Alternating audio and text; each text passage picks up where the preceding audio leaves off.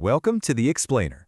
Today, we're not just telling a ghost story. We're going to dissect a chilling narrative, and we're going to analyze it like a clinical case study of parasitic spiritual attachment. So let's start with a crucial warning. This was a direct instruction given to the subject of our case, a rule that, as we're about to see, was fatally broken, and that decision set in motion everything that followed. The case we're analyzing revolves around a young man named Pankaj. His story is, tragically, a textbook example of the predictable and devastating stages of a predatory haunting. Here's how we're going to break this down. We'll follow the 5 classic stages. First, the subject's initial vulnerability. Then, the introduction of a conduit, the phase of deception, the escalation, and finally, the complete attachment. Okay, let's dive into the first, and really the most critical phase, the subject's initial state. You know, to understand the haunting, you first have to understand the haunted. I mean, just look at this timeline. It shows you exactly how Pankaj's world just completely fell apart. You have this moment of pure joy, a marriage proposal, which is almost immediately shattered by a devastating diagnosis, and then profound loss. This sequence of events left him in a state of deep, unresolved grief. And that psychological state is the crucial precondition for everything that comes next. Think of it like an open door. The subject's unresolved grief created a kind of psychic wound, an entry point that made the attachment that followed not just possible, but probable. So, that brings us to stage 2. How exactly was this vulnerability exploited?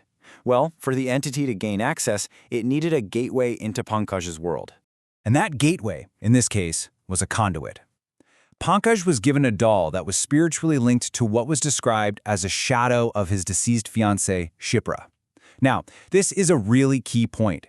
It's not her soul, but more like an echo or an impression of her. So this object, it wasn't a toy, it was a bridge.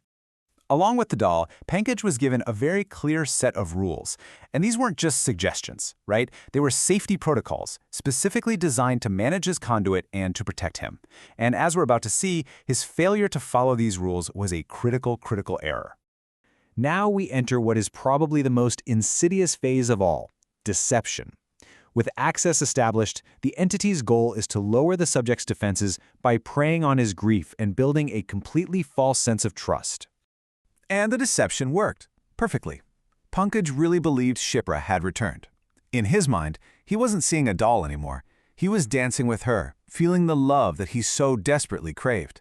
The entity was perfectly mirroring his deepest desires. And get this, the song that was playing during one of these hallucinatory encounters had these exact lyrics. It's a hauntingly self-aware moment, almost like a subconscious acknowledgement from Pankaj himself that he was actively breaking the most important rule he was given. And this is the turning point. With the subject's emotional defenses completely dismantled, the entity's true predatory nature begins to surface. That benevolent mask starts to slip. Pankaj is now completely lost in the illusion.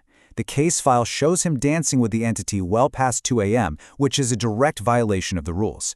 He has chosen the fantasy over his own safety.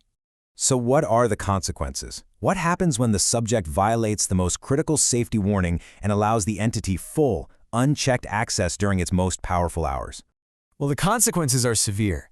The activity shifts from what felt like comfort to what is clearly physical assault.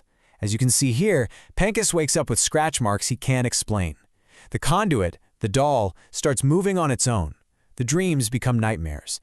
And most disturbingly, we see this, a rapid, medically inexplicable curvature of his spine, a physical sign of the immense psychic weight.